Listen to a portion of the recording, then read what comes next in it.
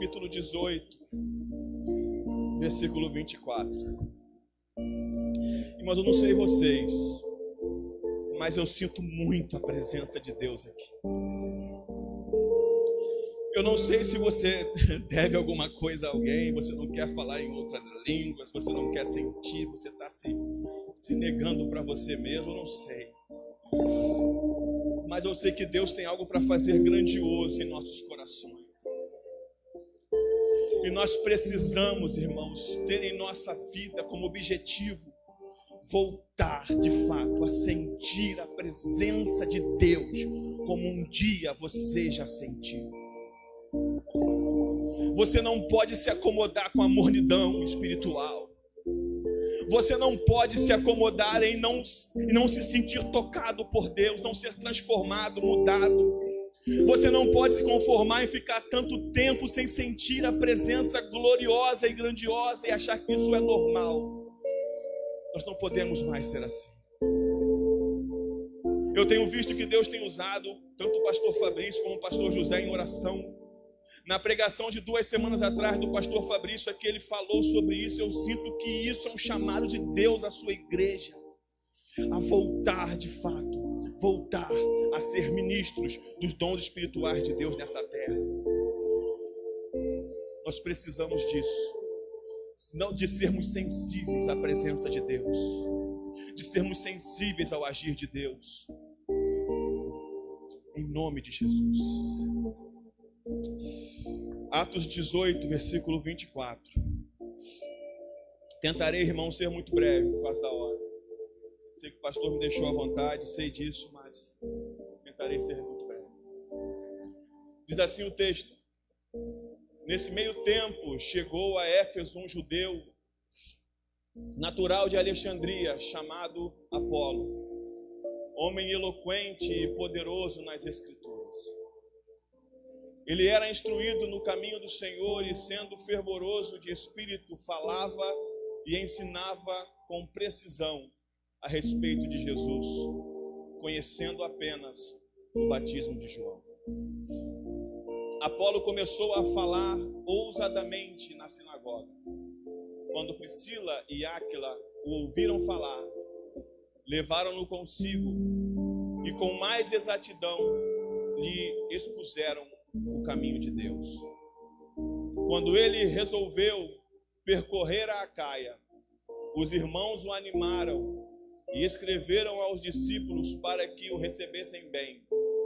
Tendo chegado, Apolo auxiliou muito daqueles que, mediante a graça, haviam crido, porque com grande poder convencia publicamente os judeus, provando por meio das Escrituras que Jesus é o Cristo.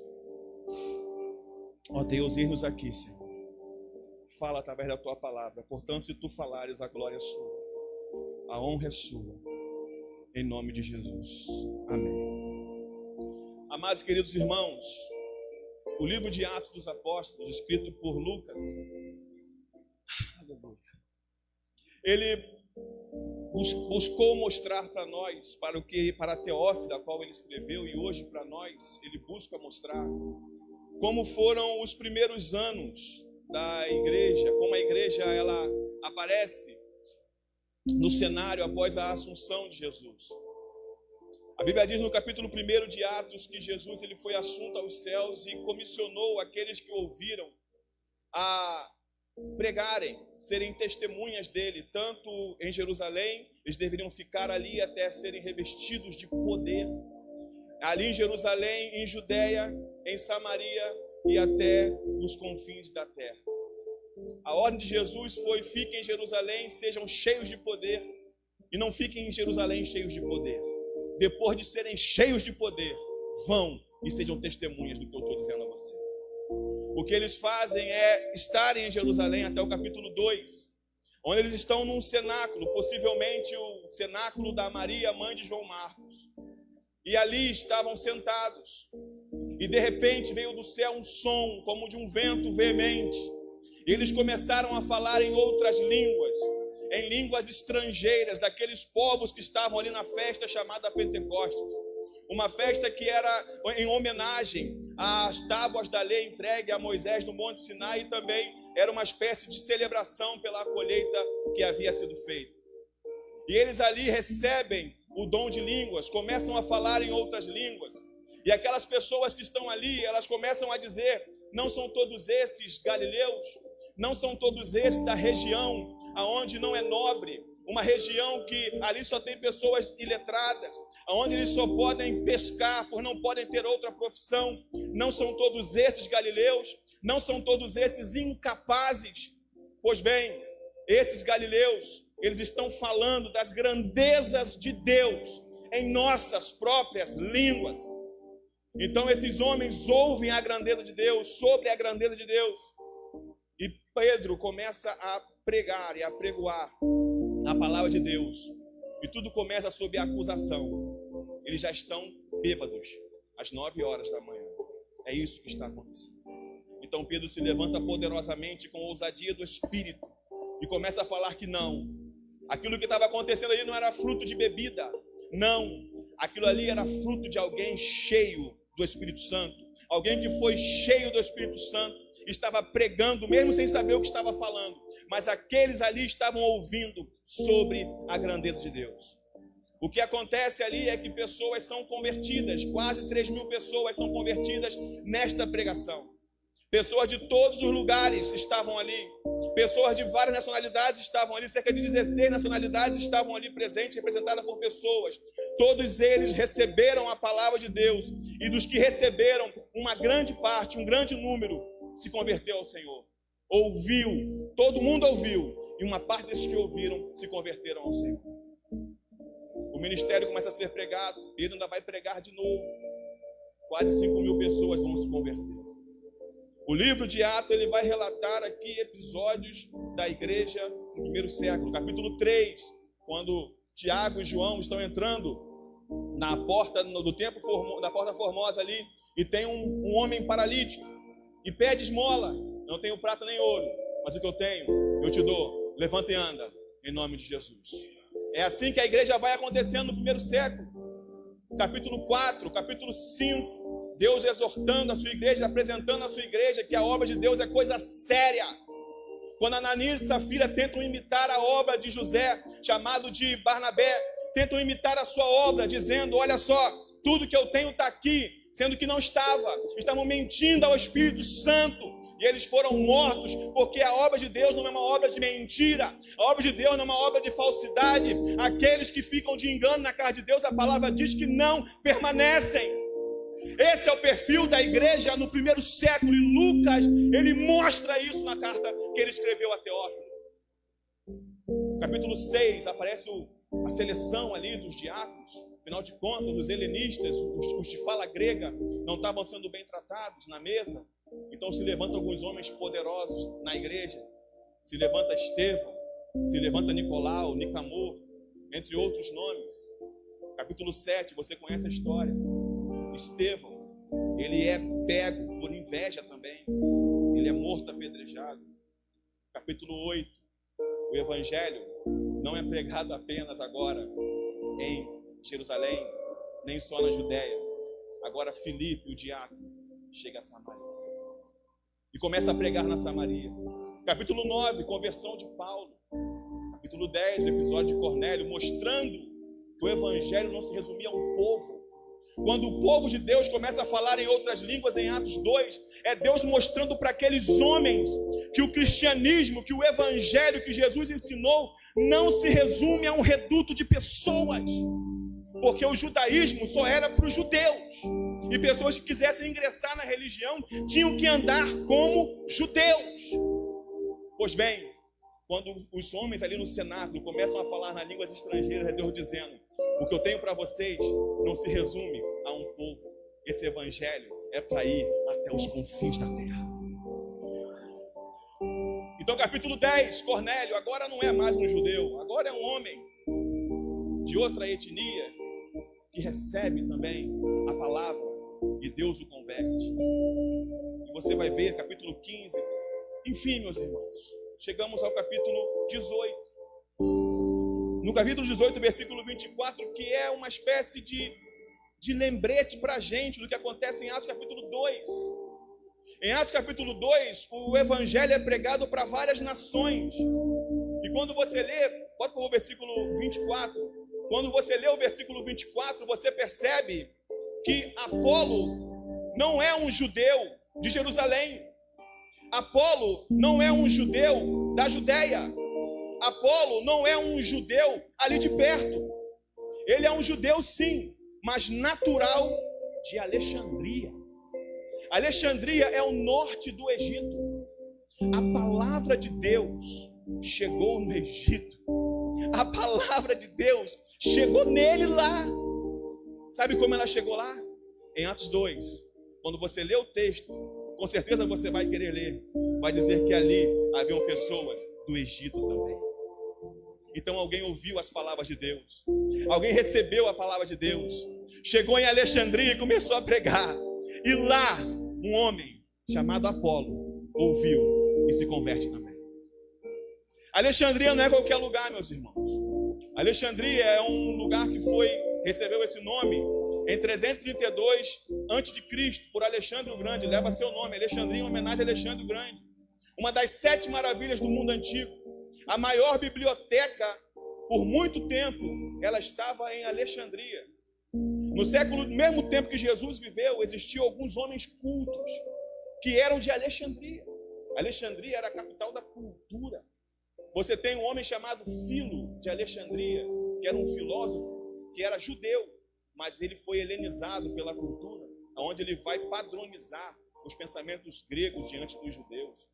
Quem aqui conhece um pouco mais da história da igreja vai ouvir falar sobre um homem chamado Clemente de Alexandria, que também era um grande pensador e um grande apologeta da igreja. Então esse lugar não é qualquer lugar, é a capital intelectual. E Deus vai lá, no meio dos intelectuais, e pega Apolo para fazer a obra. E Lucas, ele faz questão de fazer algumas observações sobre Apolo, que eu preciso dividir com você. A primeira coisa que está escrito ali é que Apolo era um homem eloquente. A palavra eloquente no grego aqui é logios.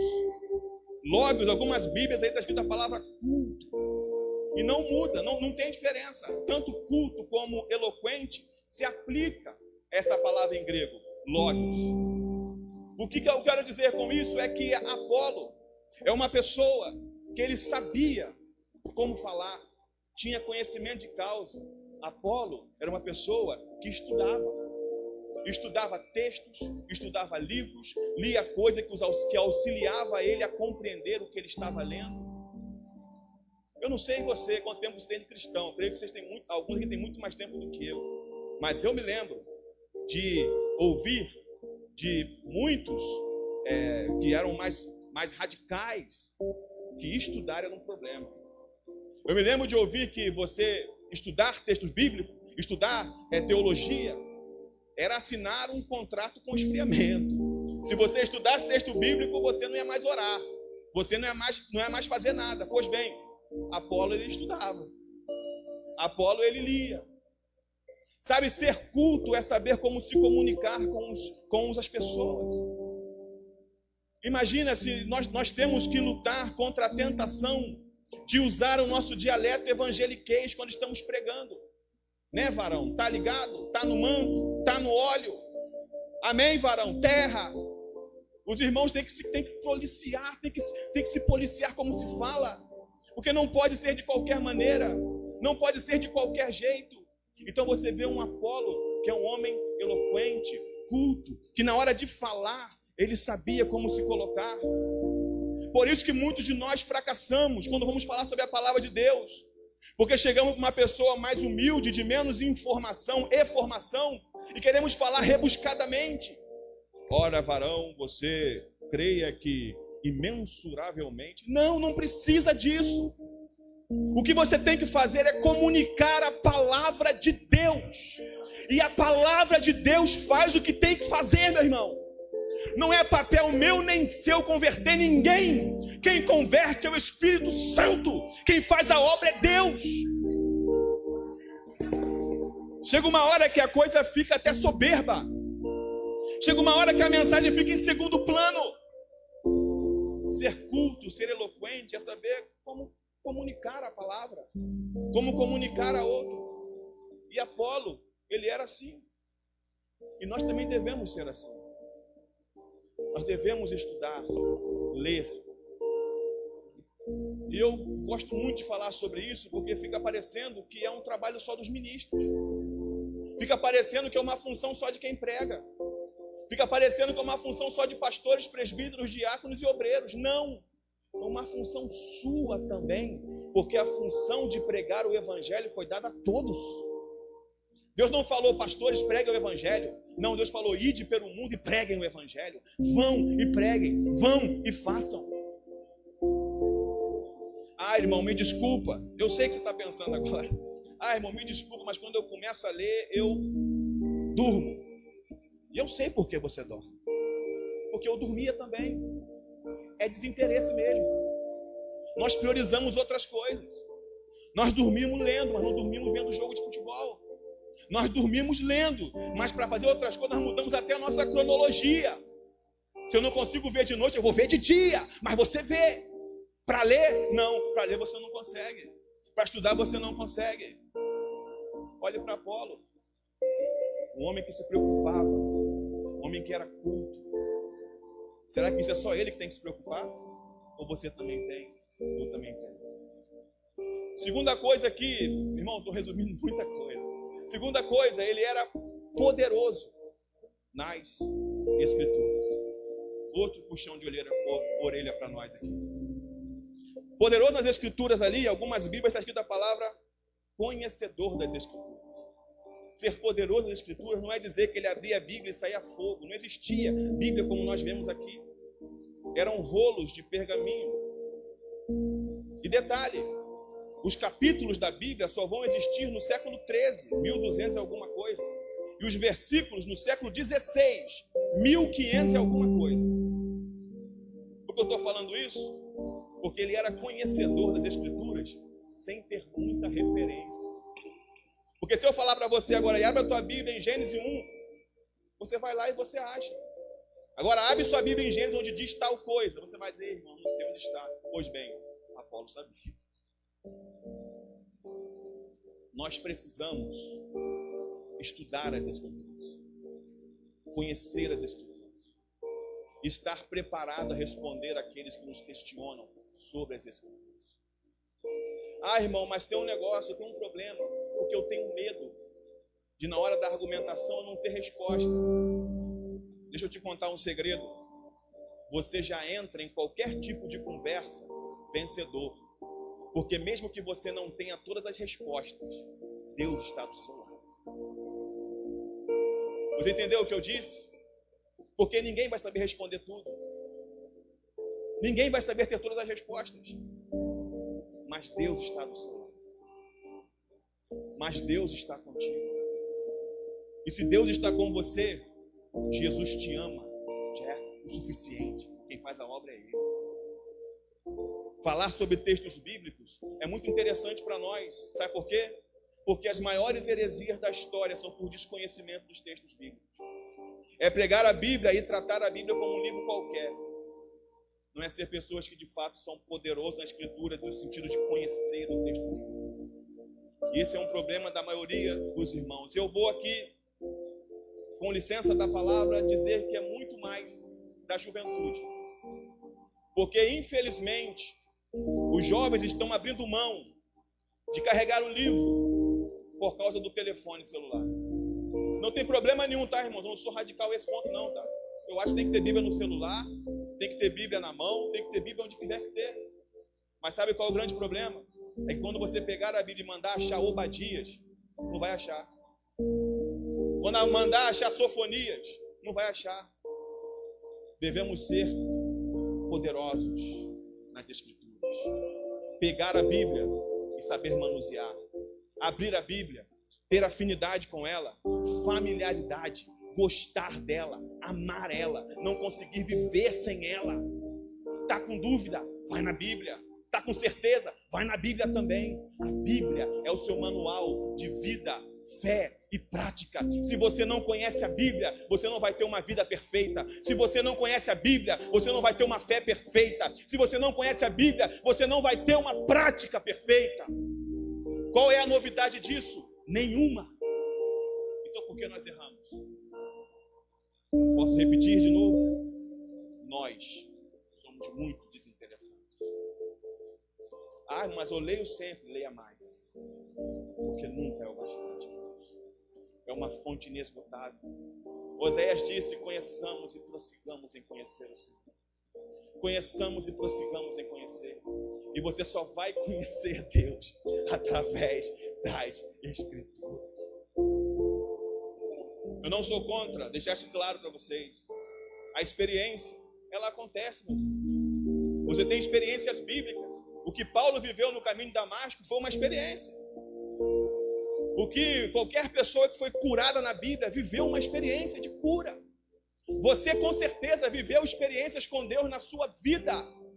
Mas o que molda o seu caráter e a sua vida não são as experiências que você viveu. O que molda você e eu é as Escrituras. Versículo 25. Louvado seja Deus. Ele era instruído no caminho do Senhor. Se Apolo fosse apenas um conhecedor das Escrituras, um poderoso das Escrituras, e se ele fosse apenas um culto, um eloquente, ele não passaria do patamar de um fariseu, de um saduceu, porque os fariseus também eles tinham ali muita habilidade com as Escrituras. Eles também tinham muita habilidade para falar, para argumentar. Eles convenciam multidões, convenceram a multidão a dizer: crucificam. Então eles tinham habilidades, mas se ele não fosse instruído no caminho do Senhor, ele seria apenas mais um fariseu, mais um saduceu, semelhante a um deles.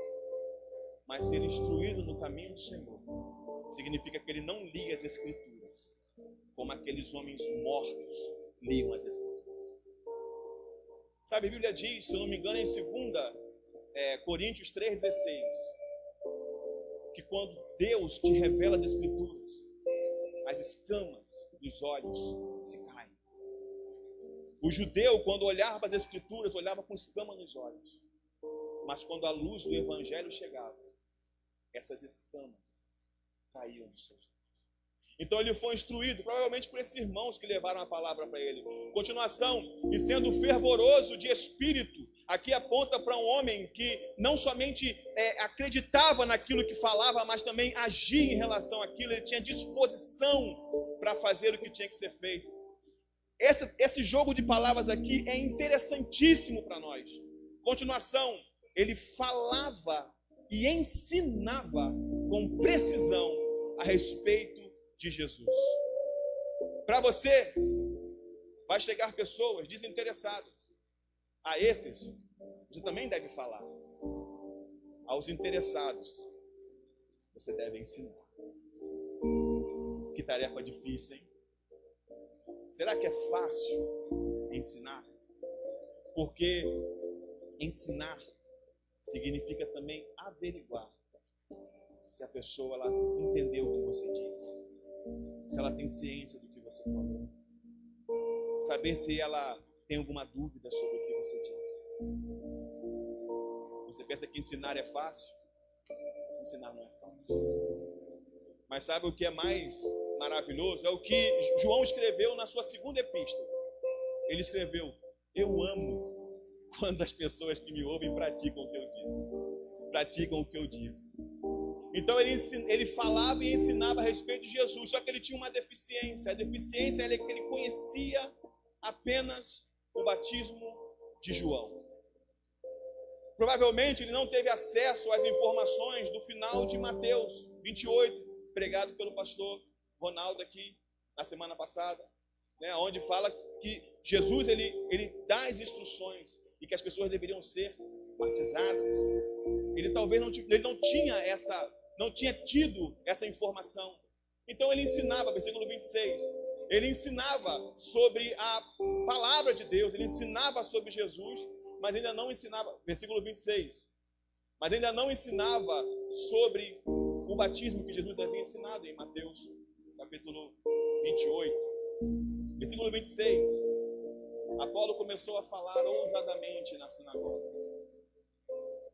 Quando Priscila e Áquila o ouviram falar, e levaram-no consigo, e com mais exatidão lhes expuseram o caminho de Deus. Observe o que o texto diz, que ele ousadamente falava na sinagoga. A sinagoga era o lugar onde o povo se reunia para adoração a Deus. Isso aconteceu ali no período interbíblico. Né? Quem aqui conhece a história dos Macabeus vai saber do que eu estou falando. E eles se juntavam ali para adoração a Deus porque não tinha como se juntar no templo. O templo é feito depois por Herodes.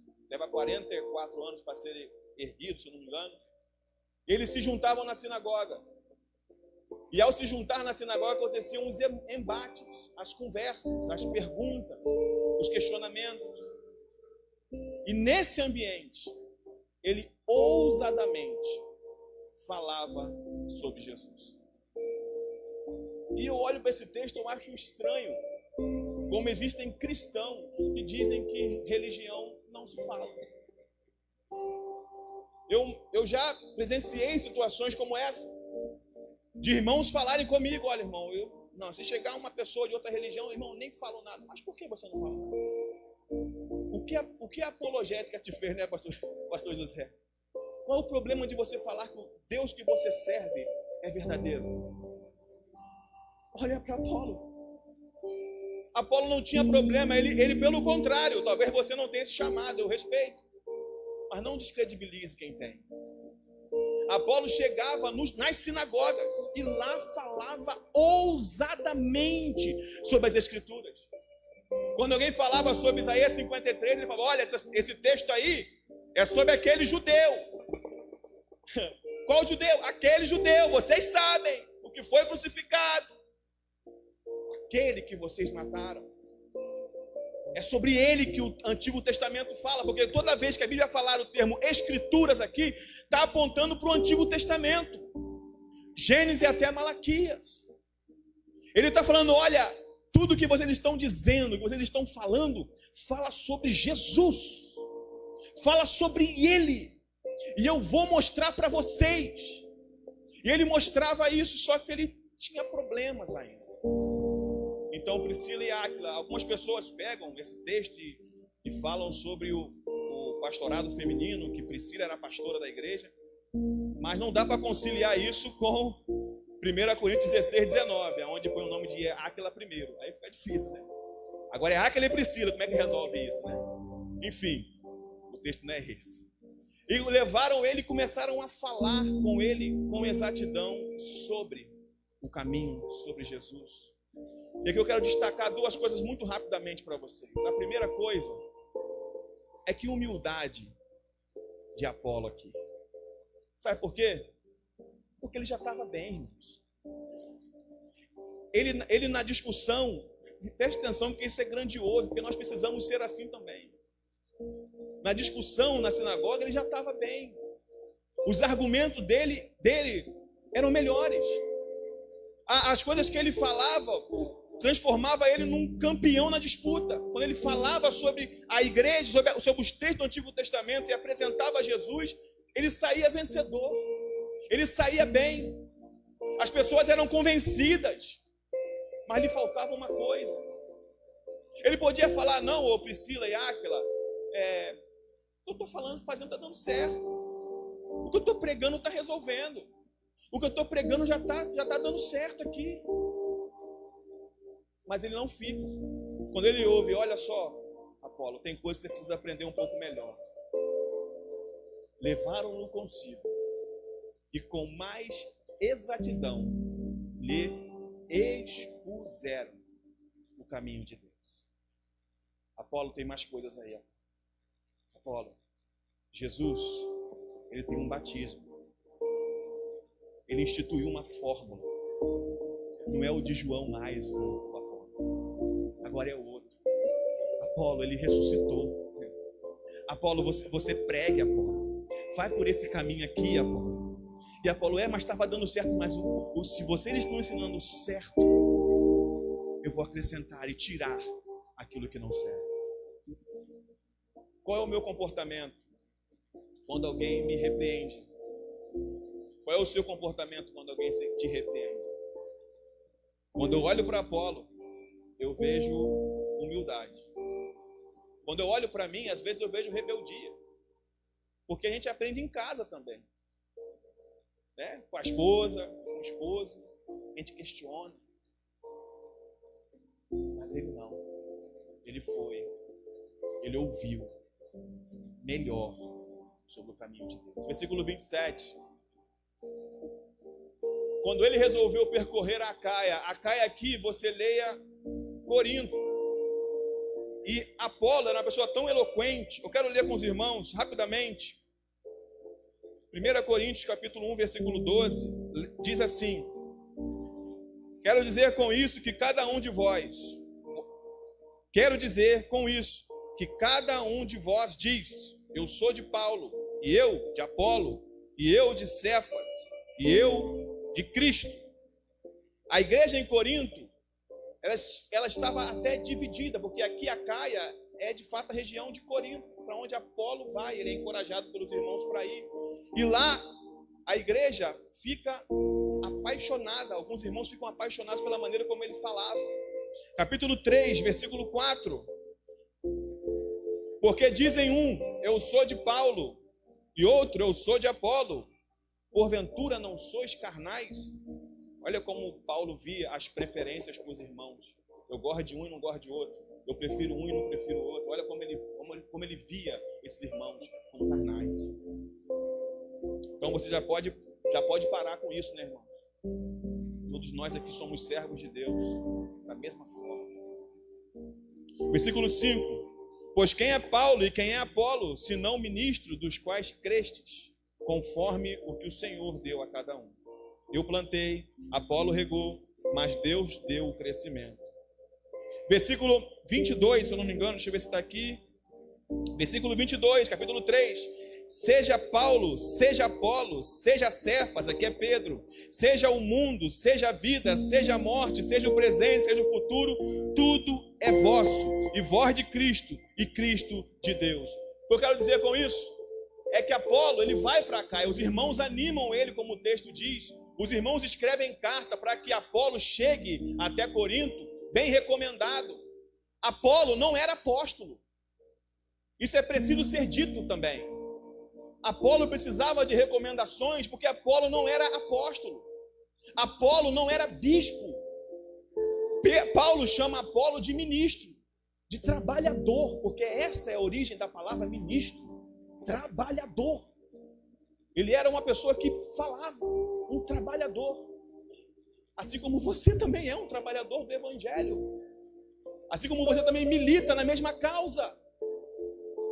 Então ele exerce bastante influência em Corinto, ao ponto dos irmãos começarem a terem divisões entre eles. E Paulo diz, não façam isso. Porque se vocês agirem assim, com divisão, amando mais a um do que a outros, se interessando mais por um do que por outros, vocês são carnais. Eu não estou inventando isso.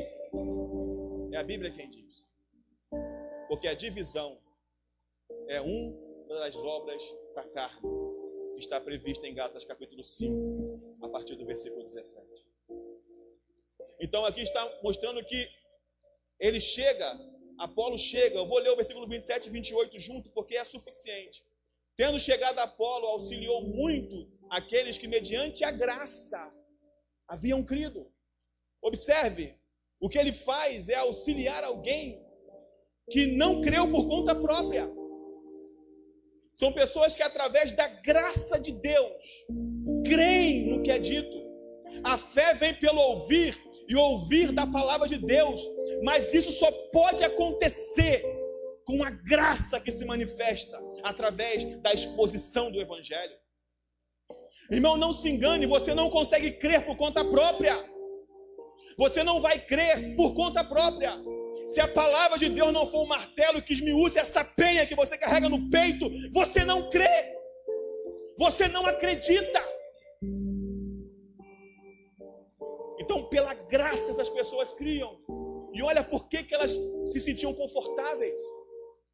Olha por que elas se sentiam confortáveis. Por quê? Conjunção com um grande poder. Poder aqui é autoridade. Poder aqui é se colocando. É acreditando, porque a Bíblia dava para ele base para isso no que ele falava. Com grande poder, convencia publicamente. Ele convencia pessoas na frente de outras pessoas. Quão grande é o argumento de Apolo? Sabe por quê? Porque diante dos outros, nós somos tendenciosos a ser soberbos. Imagine que tem duas pessoas conversando, aí chega mais gente, sabe? Aí um fala assim, não, mas você está errado. Você vira o catiço para provar que você está certo. Você briga para provar que você está certo. Mas ele convencia publicamente, na frente das pessoas, que Jesus era o Cristo. Provando por meio das Escrituras. Não tem o texto bíblico que você conhece no Antigo Testamento, judeu? Tem. Então, eu vou te provar através das Escrituras que Jesus é o Cristo. E ele assim auxiliava aos irmãos que estavam ali. Aos irmãos que estavam com dúvida, sabe por quê? Porque quando os judeus chegavam, assim como chegaram na Galácia, transformando um monte de gente em incrédulo, transformando um monte de gente a ter dúvida sobre o ministério de Paulo, assim também como aconteceu em Corinto. As pessoas tinham dúvida, porque chegavam lá uns judaizantes, umas pessoas diferentes, falando, olha, Paulo não é tão apóstolo assim, olha, ele não é tão apóstolo. Então ele provava por meio das Escrituras que esses judeus que estavam falando isso sobre Cristo estavam equivocados, estavam enganados. Só existe um jeito de nós provarmos que Jesus é o Cristo. É através das Escrituras. Você pode falar assim, eu era um viciado e Jesus tirou o meu vício.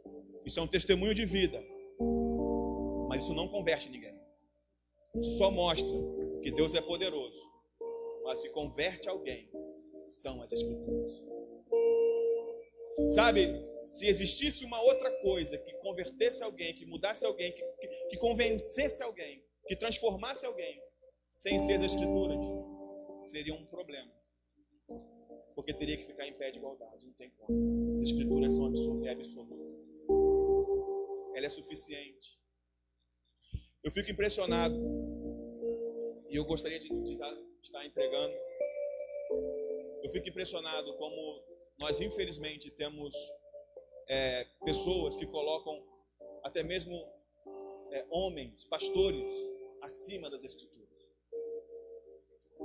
Posso te provar isso? Provarei. Eu aprendi com o pastor fulano assim. Pastor fulano me ensinou assim. Irmão, mas a Bíblia diz o contrário. Ah, não, mas eu fico com o que pastor fulano me disse. Você está colocando o pastor fulano acima das Escrituras. Ah, irmão, isso não tem problema nenhum, porque pastor, isso antigo, mas vem para o novo também. Irmão, não tem problema nenhum andar assim, porque o pastor fulano que eu gosto dele, eu sigo ele na internet, sabe? Ele falou que não tem problema nenhum. Não, mas a Bíblia diz que tem. Não, mas o pastor, eu vou ficar com o que o pastor fulano falou. Você coloca o pastor fulano acima das Escrituras. Cuidado com isso. Porque as Escrituras, ela é suficiente. Eu quero terminar, meus irmãos, com duas aplicações básicas para a gente, para você levar para a sua vida, em nome de Jesus. A primeira está no versículo 24, quando diz que Apolo, ele era natural de Alexandria, era um judeu natural de Alexandria. Esse trecho desse versículo, ele me faz ver com muita claridade que Deus é um cumpridor da sua promessa. Deus cumpre a sua promessa. Em Deuteronômio capítulo 28, versículo 68, Deus falou para o povo que um dia eles voltariam ao Egito e não seriam feitos escravos lá. Alexandria fica no Egito. Deus cumprindo a sua palavra, quando apresenta através de Lucas, no livro de Atos, que Apolo, ele era do Egito. Um judeu natural, nasceu lá. Então Deus cumpre a sua palavra. Eu lhe pergunto, há algo difícil para o Senhor? A promessa que Deus fez a você é difícil para Deus? Espere um pouco mais, meu irmão. Mas não espere desconfiando. Espere confiando em Deus. Porque no momento certo Ele se levanta. E quando Ele se levanta, Ele cumpre o que Ele prometeu. Sabe, quando eu olho para o texto bíblico, quando eu olho para Paulo falando a Timóteo, se eu não me engano é 1 Timóteo 1,12 ou 1,15. Paulo vai dizer para Timóteo, olha, eu sei em quem eu tenho crido. Paulo é aquele que passa as maiores provações que você possa imaginar. Eu acredito que se Paulo fosse um pastor hoje de uma igreja, a igreja dele seria vazia, pastor José. Porque você imagina fazer parte de uma igreja que o pastor é apedrejado, é cuspido, falam mal dele, prendem ele. Não, eu não quero ficar perto de um pastor que é preso. Então ele fala, eu sei em quem eu tenho crido. Sabe por que Paulo permanecia firme? Porque ele sabia em quem ele crê. O que faz muitas pessoas fugirem, saírem, correrem, é a falta de conhecimento sobre o Deus que dizem servir. Paulo disse, eu conheço. O evangelho não é um evangelho de bons conselhos. O evangelho não é um bom conselho. Porque bom conselho são coisas para o futuro. É isso que o evangelho tem se tornado em muitos lugares. Um anúncio de bons conselhos. Dizendo o que você deve fazer para dar certo a sua vida. O evangelho são as boas novas que anunciam o que já foi feito. Quem dá bom conselho é coach. Quem dá bom conselho são agentes motivacionais. A gente aqui diz para você que você é bem-aventurado porque Ele te amou primeiro. Louvado seja Deus. A segunda coisa que eu quero dividir com você e te encorajar é o que aparece no versículo 25. A Bíblia diz que Apolo, ele vai ouvir sobre a palavra de Deus lá em Alexandria. Eu quero te perguntar, qual é o nome da pessoa que falou de Jesus para Apolo? Você sabe o nome dessa pessoa? Eu não sei. Não tem um estudo bíblico que fale quem foi. Não tem um exegeta que possa falar assim, olha só, quem falou para Apolo foi fulana, foi fulano, foi cicrana, foi cicrano. Você acha que Deus quer usar apenas pessoas de renome? Você acha que Deus quer usar apenas pessoas no alto escalão da sociedade? Deus quer usar você. Deus quer usar a mim. Pessoas desconhecidas da sociedade.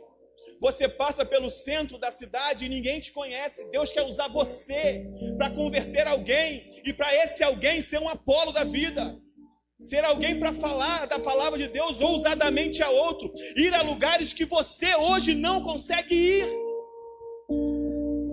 Deus quer usar desconhecidos, Deus quer usar conhecidos. Por fim, Deus quer usar eu e você para uma grande obra. Nós precisamos nos colocar na brecha. Nós precisamos dizer o que os homens disseram na Bíblia quando foram convocados por Deus. Em Êxodo capítulo 3, quando Deus chama Moisés, Moisés diz, eis-me aqui. Em Gênesis capítulo 22, quando Deus chama Abraão, Abraão diz, eis-me aqui. Quando o Isaías, está lá em Isaías capítulo 6, eis-me aqui. O que você diz para Deus quando Deus te chama para pegar o evangelho? Qual é a desculpa que você tem usado? É a sua idade? São os seus problemas? São os seus afazeres? É o quê? Deus quer usar os anônimos. Deus quer usar você. Deus quer usar a mim.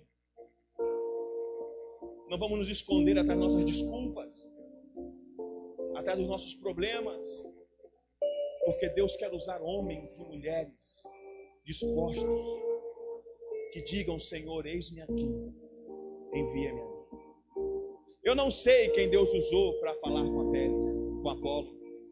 Eu não sei quem foi que Deus usou para falar com vários nomes. Quando você vai para nome da história, eu não sei quem foi que Deus usou para convertê-los. Mas eu sei de uma coisa: Deus usou alguém. E que Deus possa nos usar, irmãos, em tempo e fora de tempo, para falar a sua palavra na fila de um banco, na fila da padaria, nos amigos do colégio, nos colegas de trabalho. Falar a palavra de Deus a todos aqueles que se achegarem a nós, quer ouçam, quer deixem de ouvir. Como crerão se não há quem pregue? Como ouvirão se não há quem anuncie? Deus levantou você para ser o agente, para ministrar a palavra de Deus. Alguém encontrou Apolo, que Deus também te use para encontrar alguém. Você um dia foi encontrado por alguém. Deus usou um desconhecido para te encontrar. E que Deus possa usar você para encontrar outros desconhecidos também. Feche teus olhos, vamos orar em nome de Jesus. Senhor Deus, obrigado pela tua palavra, Senhor. Ensina-nos, Senhor, a seguir, trilhar o teu caminho, ó Deus. Usa-nos, Senhor, para fazer a tua vontade, Senhor. Eis-nos aqui para ter intimidade a mais e mais contigo, para não dizermos não a ti, Senhor. Para não nos colocarmos contrários, Senhor amado, ao que o Senhor tem para fazer através de nós. Em nome de Jesus. Amém. E graças a Deus. Graças a Deus.